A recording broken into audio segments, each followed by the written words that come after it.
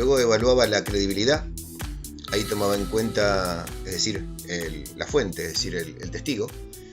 Aquí evaluaba la profesión, objetividad, estado físico-psíquico, reputación, afán de publicidad. ¿Se acuerdan cuando hablamos de la motivación?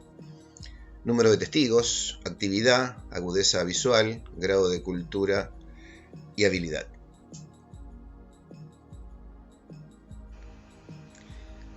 Se asignaba el valor de 1 si cumplía el requisito y 0 si no lo cumplía.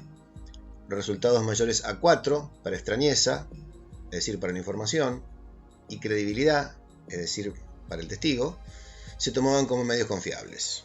Para Hynek, un avistamiento con un 30% de valor positivo de extrañeza y un 50% de credibilidad del testigo superaba el filtro para considerarlo apto.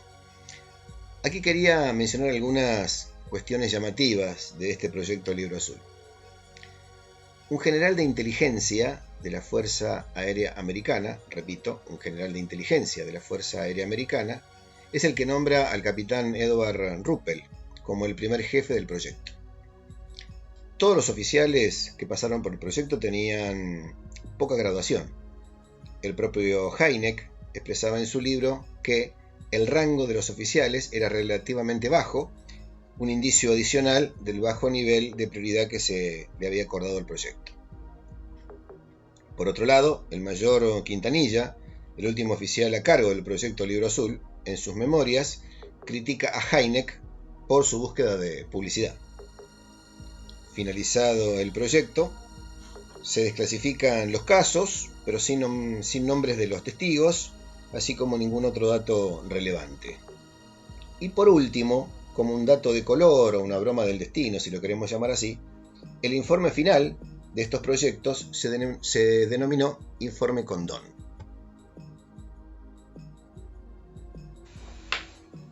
Posteriormente, ya en la década del 80, en 1981, surge la evaluación de informes OVNIs que realizan los investigadores españoles Vicente Juan Ballesteros Olmos, ayudado por Miguel Wasp. En este caso lo que se hacía era una evaluación de la fuente de información, la extrañeza, la credibilidad, se multiplicaban los valores, lo que daba como resultado el denominado índice de extrañeza. Cuando se analiza la fuente de información entonces, si la fuente era dudosa o desconocida, se le otorgaba una puntuación de 0.0, si la fuente era un medio de prensa era un 0.3, si la fuente era un aficionado OVNI sin comprobación de investigación era un 0.5, si la fuente era de prensa investigada por un aficionado 0.7, si fue informado por una fuente oficial un 0.9 y si fue una investigación por aficionado OVNI un 1.0. Con respecto a la extrañeza, se tenía en cuenta la apariencia anómala, la existencia de movimientos anómalos, incongruencias físico-espaciales, seguimiento tecnológico, encuentro a corta distancia, presencia de seres, huellas o producción de efectos. Se sumaban los factores presentes y se dividían por 7 y se obtenía otro dígito. Por último, se analizaba la credibilidad. Aquí se tenía en cuenta el número de testigos, la profesión o ocupación, la relación interpersonal, la relación geográfica, la actividad del testigo en la observación, la edad del testigo. Aquí a su vez había subdivisiones. Por ejemplo, por dar algún ejemplo únicamente, si el testigo era uno solo, entonces le daba una puntuación de 0.3. Dos testigos 0.5, lo mismo con respecto a la profesión. Por ejemplo, si eran estudiantes, un 0.3, si eran obreros o campesinos, vamos de casa, un 0.5, y así sucesivamente, de donde se obtenía un nuevo dígito.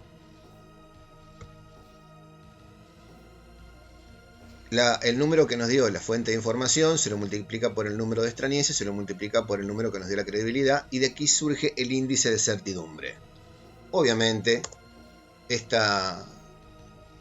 análisis tiene muchas críticas, ¿no? Es engorroso, tiene 45 valores a analizar, es poco práctico, superpone ítems y clasificaciones, dificulta su actualización, o sea, no tiene dinamismo.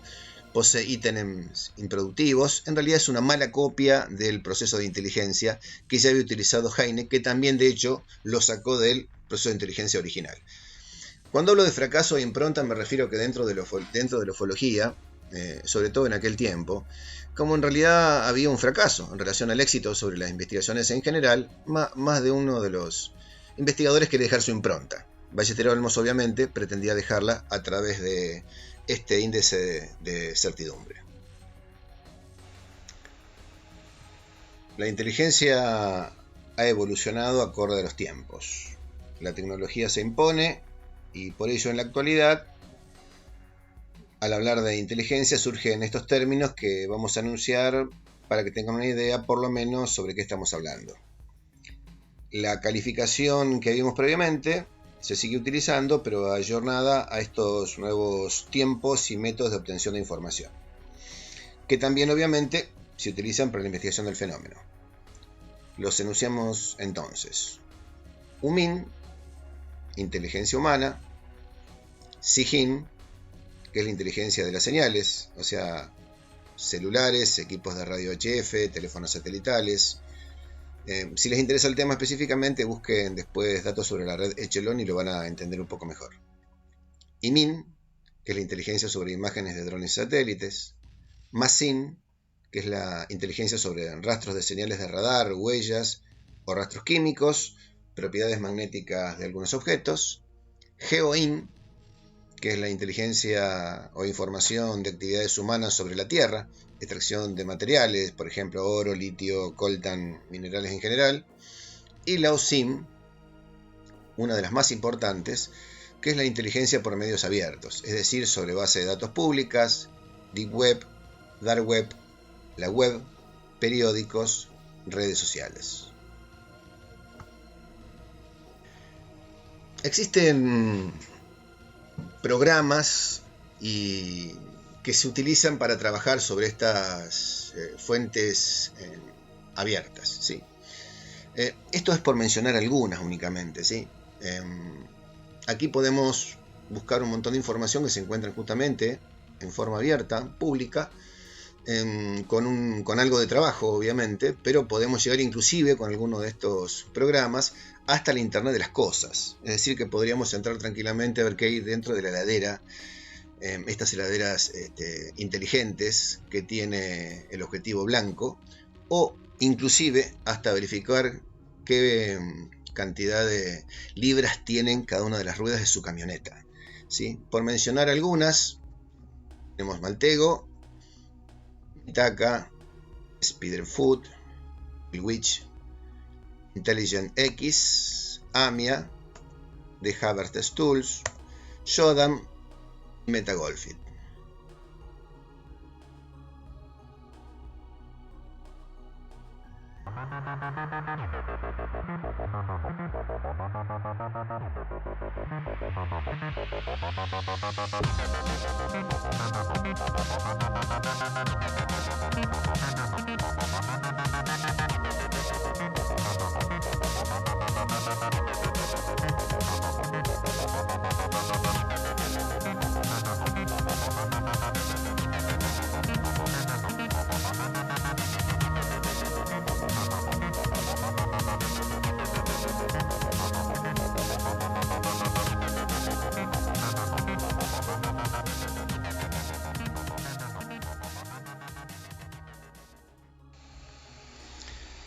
Estas herramientas y otras se utilizan tanto en el ámbito militar, policial y empresarial, entre otras cosas, para obtener información fiable de él o los objetivos, analizar los riesgos y amenazas más probables y de mayor impacto, detectar y analizar sus propias vulnerabilidades, anticiparse a los riesgos y amenazas implantando las medidas de seguridad más óptimas y proteger la información generada desde el ámbito de la seguridad o cualquier otro ámbito estratégico para la organización a la que se sirve.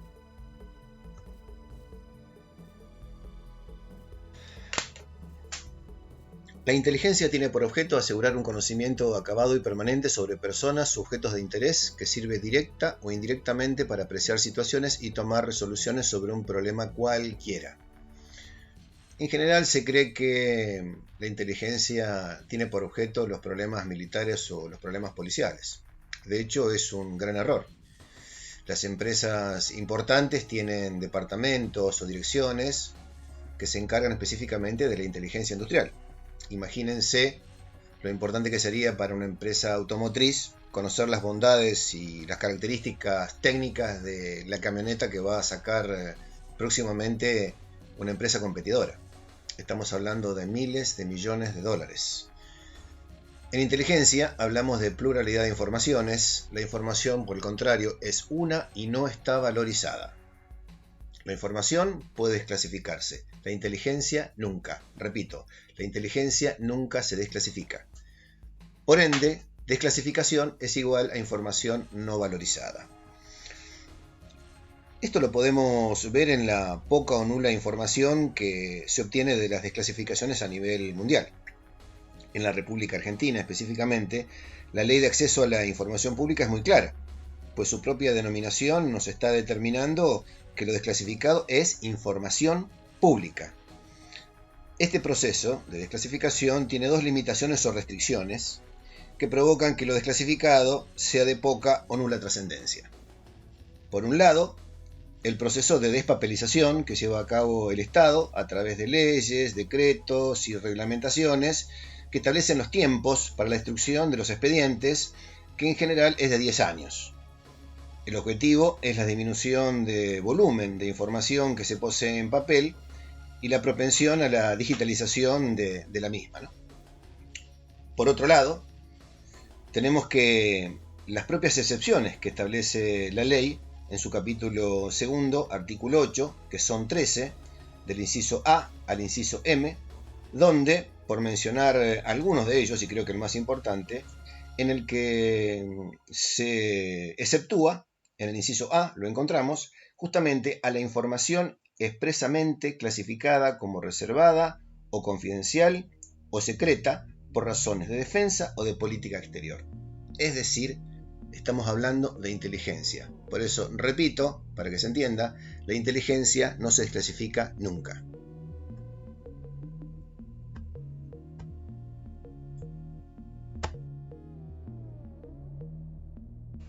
En general, se habla de tres niveles de inteligencia: inteligencia estratégica, inteligencia táctica e inteligencia operacional. En la actualidad también se habla de otro tipo de inteligencia, que es la inteligencia prospectiva. Y van a ver qué relación tiene esto justamente con el fenómeno. La inteligencia prospectiva es el estudio de las causas científicas, técnicas, económicas, políticas, sociales y culturales que aceleran la evolución del mundo moderno y la previsión de las situaciones que surgen de sus influencias conjugadas. Hacer prospectiva es entonces interrogarse al respecto de los grandes problemas y desafíos de la sociedad, así como explorar los futuros posibles. La prospectiva provee herramientas concretas e informaciones claves para la planificación estratégica en todos los órdenes. Existen temas afines e íntimamente relacionados con la investigación del fenómeno.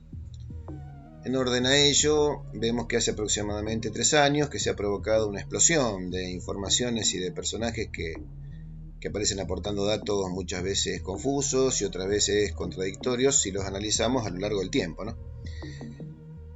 Aquí creo que deberíamos analizarlos a la luz de aquellas motivaciones que vimos hace un rato, ¿se acuerdan? De ese modo entenderíamos mucho mejor. Estos globos de ensayo, según mi criterio, tamizados por estos conceptos, otorgarían aún mayor claridad sobre los actuales acontecimientos y sus protagonistas. Estos conceptos son infiltrados, desinformación, espía, agente doble, triple agente, saboteadores, contrainteligencia, mensajes cifrados, es decir, criptografía.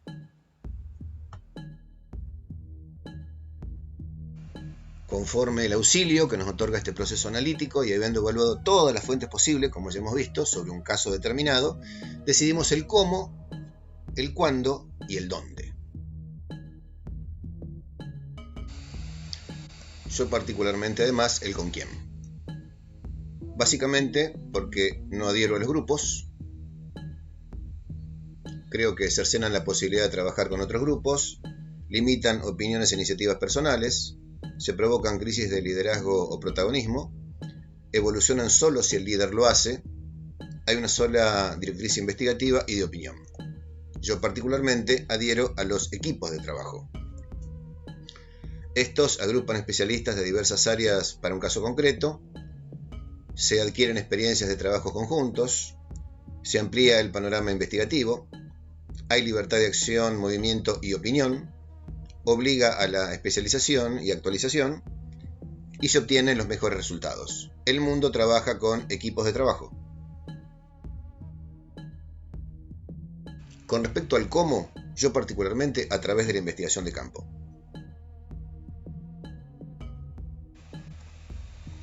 El dónde y el cuándo.